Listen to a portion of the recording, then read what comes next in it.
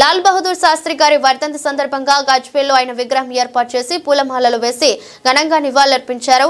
లాల్ బహదూర్ శాస్త్రి గారు భారతదేశానికి ఒక ఆదర్శం, ఒక నిబద్ధత కలిగి వ్యక్తి అని, అవినీతి అనే పదం తెలియనటువంటి వ్యక్తి లాల్ బహదూర్ శాస్త్రి అని, అధికారంలో ఉన్నప్పుడు కూడా అధికారం ఎక్కడ దుర్వినియోగం చేయకుండా ప్రజలే దేవులుగా భావించిన వ్యక్తి లాల్ బహదూర్ శాస్త్రి గారు ఈ దేశానికి ఆదర్శం అయ్యారని, ప్రతి ఒక్కరూ శాస్త్రి గారిని ఆదర్శంగా తీసుకుని ముందుకు సాగాలని మాజీ ఎఫ్డీసీ చైర్మన్ ప్రతాప్ రెడ్డి అన్నారు. లాల్ బహదూర్ శాస్త్రి గారు భారతదేశానికి ఒక ఆదర్శం, ఒక నిబద్ధత కలిగినటువంటి వ్యక్తి. ఒక అవినీతి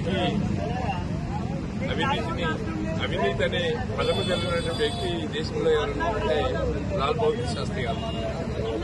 అధికారం ఉన్నప్పుడు కూడా అధికారాన్ని ఎక్కడ కూడా దుర్వినియోగం చేయకుండా ప్రజలే దేవుళ్లుగా భావించినటువంటి వ్యక్తి లాల్ బహదూర్ శాస్త్రి గారు.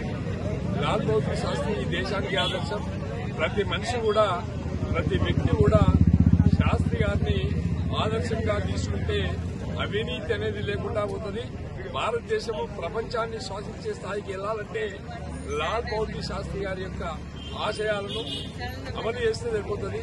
ప్రతి మనిషి కూడా ఆలోచించాలి. ఈ రోజులలో స్వతంత్రం వచ్చి 75 సంవత్సరాలు పూర్తయిన కాలంలో అవినీతి అనేది అడుగడుగునా కనిపిస్తున్నది.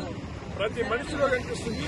అటు అధికారులు కావచ్చు, ఇటు పొలిటికల్ గా కావచ్చు, ప్రతి వ్యక్తి కూడా అవినీతి లేని అధికారం లేకుండా పోయిండు, అవినీతి లేని నాయకుడు లేకుండా పోయిండు.